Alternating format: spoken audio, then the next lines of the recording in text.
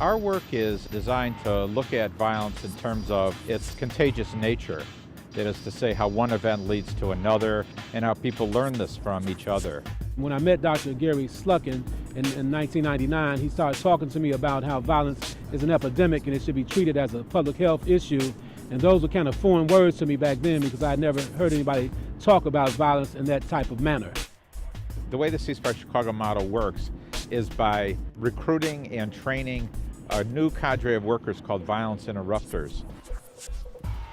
I was a former gang leader. I came home almost 10 years ago, and I decided to be a part of the solution and not the problem. In order to prevent a homicide or a shooting, you have to have the ability to intercept whispers. We work on the community level by hiring street people, people that have a background from the street life, and they become professionally trained, credible messengers that can get out there and make sense of the madness on ground zero. When we talk to the young guys, we try to let them know that you don't have to be 40 to get it. You can get it while you're 18, 19. It's sad when you know in your heart the only thing that can come out of this is death or prison. So, they consider us to be credible messengers because we've been there, done that, and we try to pass that along to them. About a year and a half ago here in the city of Chicago, a 14-year-old kid was shot and paralyzed on Chicago Avenue in the Austin community on the far west side of Chicago. He was shot while coming out of a grocery store on his way to school. CeaseFire received a call on that first day. T.O. Hardeman talked to one side, I talked to the other side. We tried to get them to stand down. Now you have to remember, it's a 35-year historical differences between these two gangs. We mediated the conflict and we got both sides to stand down. We got them to agree, you stay on your side of the street, we stay on our side of the street. And that's about where it is right now. No one's been shot since then. Carl Bell has what you call street credibility. Carl Bell has the understanding that violence is not going to get you anywhere. He lost two brothers because they were shot and killed while he was incarcerated here in the state of Illinois. So he was able to share his personal testimony with these guys, and he made a breakthrough.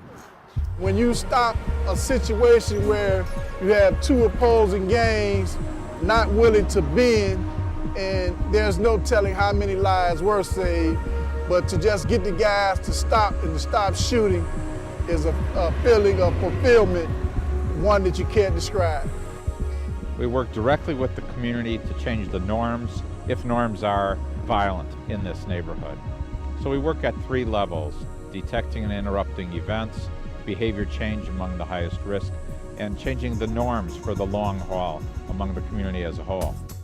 You have a lot of people that live here that basically live below the poverty level, which creates a dynamic in this community of individuals trying to find a way to create wealth and find a way out. The gang life poses a challenge to all educators, not just in the Austin community. It's very enticing to some of our students that want to feel part of something. And what ends up happening is you end up competing with what's going on outside of your school. Kids have a lot that they come with before they even enter our school doors, and they need advocates. CeaseFire has been very important as far as what we do here at Spencer, trying to be a pillar of the neighborhood and pillar of the community. They are assuring that our students are having a safe passage to school and are able to get their education. I believe CeaseFire has made a great contribution to our community because they recruit as interrupters those who were once involved in this negative activity. And their ability to reach those young men is based on they think the same. So they have the opportunity to ask the right questions and tap into areas where the police would never be able to tap into. Law enforcement takes the lead, making our community safer, but we all have to do something.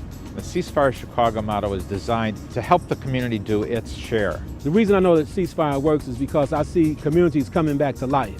I see young people out playing on the blocks. They're not afraid that somebody's gonna come and shoot the block up because they know that CeaseFire is out there. They know that the Chicago Police Department, they're out in the community. The presence is strong, and we're getting results.